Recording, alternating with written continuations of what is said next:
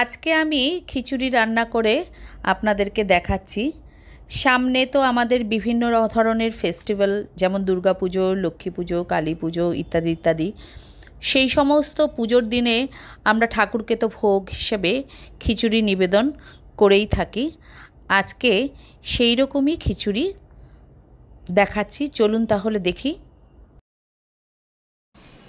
নমস্কার বন্ধুরা, আমি কাকলি, ফুডেতে মুডি চ্যানেলে সকলকে স্বাগত জানাই। ভোগের খিচুড়ি তৈরি করবার জন্য আমি এখানে 1 বাটি ডাল নিয়েছি, সঙ্গে 1 বাটি গোবিন্দভোগ চাল।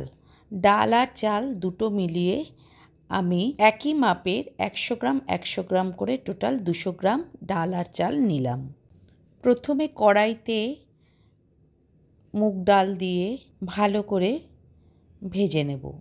খিচুড়ি রান্নায় এই ভাজাটা খুবই গুরুত্বপূর্ণ। ডাল ভাজাটা যত সুন্দর হবে তত কিন্তু খিচুড়ির স্বাদটাও ভালো হবে।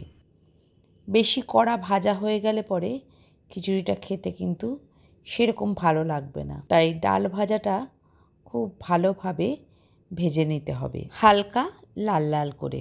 ভাজা ডাল একটা পাত্রে ঢেলে নিয়ে জল দিয়ে খুব ভালো করে ধুয়ে নেব। কড়াইতে আমি খিচুড়িটা রান্না করব, তাই জল দিচ্ছি কড়াইতে, এবং আমি এখানে প্রায় 1.5 থেকে 2.5 লিটার জল ব্যবহার করলাম। খিচুড়ির চালটা আমি ভালো করে বেছে নিয়ে জলে ধুয়ে কিছুক্ষণ আরও একটু জল দিয়ে ভিজিয়ে রাখব। ওদিকে জল মোটামুটি গরম হয়ে এসেছে। ধুয়ে নেওয়া ডাল এবার দিয়ে দিচ্ছি সেদ্ধ করবার জন্য। মোটামুটি মিনিট 2-3 ডাল জলে সেদ্ধ হতে হতেই দেখুন ওপরে একটা ফেনা ফেনা হয়েছে, এটা ডালের ময়লা, সেটা ফেলে তুলে দিচ্ছি। গ্যাসের ফ্লেম মিডিয়াম টু লো করে নিয়ে দিয়ে দিচ্ছি হলুদ গুঁড়ো। ভালো করে নেড়ে চেড়ে নিয়ে একটা ঢাকনা দিয়ে ঢেকে দেব, যাতে ভালোভাবে ডালটা কম সময়ে সেদ্ধ হয়ে যায়। একটা মশলা রেডি করে নিচ্ছি, তার জন্য মিক্সিতে দিয়ে দিচ্ছি ছোট ছোট করে কেটে নেওয়া আদা আর বেশ কয়েকটা কাঁচা লঙ্কা। এই কাঁচা লঙ্কার ব্যবহার যে যেরকম ঝাল পছন্দ করে সেরকম করে নিলেই হলো। আর দিচ্ছি গোটা কাঁচা মৌরি, অল্প জল দিয়ে বেটে নেব। ওই মিক্সিতেই টমেটো ছোট ছোট করে কেটে দিয়ে দিচ্ছি এবং একটা পেস্ট তৈরি করে নেব। ওদিকে ডালও প্রায় 75% মতন সেদ্ধ হয়ে গেছে। এই অবস্থায় ভিজিয়ে নেওয়া যে গোবিন্দভোগ চাল সেটা দিয়ে দিচ্ছি। ডাল সেদ্ধর যে বাকি সেদ্ধটা মানে 25% মতন, সেটা কিন্তু এই চালের সাথেই সেদ্ধ হয়ে যাবে। ডাল সেদ্ধর সময় আমি লবণ ব্যবহার করিনি, তাই ডাল এবং চাল দুটোরই আন্দাজ করে লবণ আমি দিয়ে দিচ্ছি। ভালো করে নেড়েচেড়ে নিচ্ছি। এই খিচুড়ি কিন্তু কড়াইয়ের পরিবর্তে আপনারা যে কোনো ডেকচি কিংবা হাঁড়িতেও করতে পারেন। আমি আমার সুবিধের কারণেই এরকম ছড়ানো একটা কড়াইতে নাড়াচাড়ার সুবিধার জন্য রান্নাটা করছি। খিচুড়িতে যে সমস্ত ফোড়ন এবং মশলা আমি ব্যবহার করব, সেই সমস্ত মশলাগুলো কষিয়ে নেওয়ার জন্য একটা গ্যাসে কড়াই বসিয়ে নিচ্ছি। দিয়ে দিচ্ছি তাতে তেল। এই তেল সর্ষের তেলও হতে পারে কিংবা অন্য যে কোনো সাদা তেলও কিন্তু ব্যবহার করা যেতে পারে। তেল মোটামুটি গরম হয়ে গেছে। প্রথমে কিছু কাঁচা বাদাম আর নারকেল ছোট ছোট করে কেটে নিয়েছি, সেগুলো একসাথে কড়াইতে দিয়ে ভেজে নেব। এই নারকেল আর বাদাম আমি খিচুড়ি রান্নার শেষে ব্যবহার করব। মোটামুটি ভাজা হয়ে গেছে, তুলে নিচ্ছি। তেলে ফোড়নের জন্য দিয়ে দিচ্ছি শুকনো লঙ্কা আর দিচ্ছি গোটা জিরে। গ্যাসের ফ্লেম একদম লো করে দিয়ে দিচ্ছি লাল লঙ্কার গুঁড়ো আর হলুদ গুঁড়ো। সঙ্গে দিয়ে দিচ্ছি আদা আর কাঁচা লঙ্কা বাটা।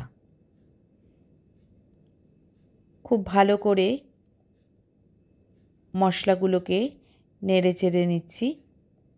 গ্যাসের ফ্লেম কম করার এটাই অর্থ যে বেশি বাড়ানো থাকলে এই সমস্ত মশলাগুলো কিন্তু দেওয়ার সঙ্গে সঙ্গেই পুড়ে যেতে পারে, সেই কারণেই কম করে নেওয়া। মোটামুটি আদা কাঁচা লঙ্কা এগুলো সব ভালোই কষে এসেছে।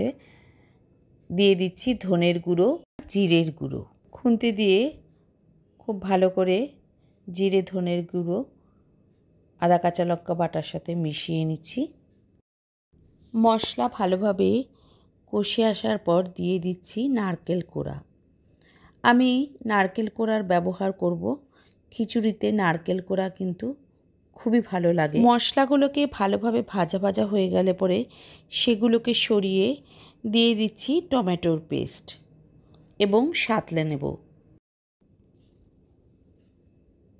এবারে টমেটোর পেস্ট সহ বাকি মশলাগুলো একসাথে আরও কিছুক্ষণ কষিয়ে নেব। কষানো মশলা থেকে তেল ছেড়ে দিয়েছে, তার মানে বুঝতে হবে যে মশলাগুলো বেশ ভালোভাবে কষে এসেছে। আর পাক হওয়া ডাল আর চাল সেদ্ধর মধ্যে কষানো মশলা দিয়ে দিচ্ছি।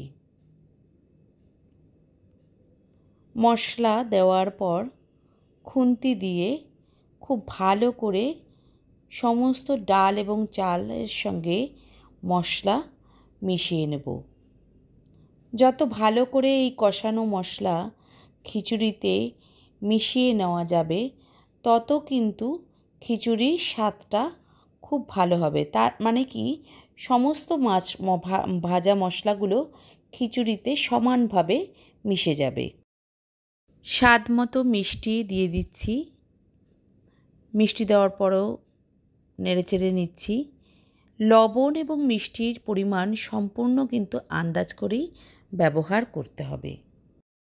দিয়ে দিচ্ছি গোটা কাঁচা লঙ্কা চিড়ে, আর যে নারকেল আর বাদাম ভেজে রেখেছিলাম সেই নারকেল বাদামও দিয়ে দিচ্ছি। নেড়েচেড়ে নেব নারকেল বাদাম দেওয়ার পরে, যাতে সমস্ত খিচুড়িতেই মিশে যায়। মোটামুটি হয়েই এসছে। নামানোর আগে ঘি দিয়ে দেব। ঘিয়ের গন্ধ খিচুড়িতে তো দারুণ লাগে। ঘি ছাড়া খিচুড়ি ভাবাই যায় না। একটা এরকম ছড়ানো পাত্রে ঢেলে নিচ্ছি। ঠাকুরকে নিবেদন করার আগে একটু ঠান্ডা ঠান্ডা করে দিলেই ভালো। আপনারাও এরকম খিচুড়ি তৈরি করে বাড়িতে খেয়ে দেখবেন। কেমন লাগলো বন্ধুরা খিচুড়ি রান্নার রেসিপিটি? যদি ভালো লাগে তাহলে লাইক, শেয়ার এবং চ্যানেলটিকে সাবস্ক্রাইব করে দেবেন। পাশের বেল আইকন প্রেস করে দেবেন যাতে করে নতুন কোনো ভিডিওর নোটিফিকেশান আপনাদের কাছে পৌঁছে যায়। দেখা হবে নতুন কোনো ভিডিওতে নতুন কোনো রেসিপির সঙ্গে।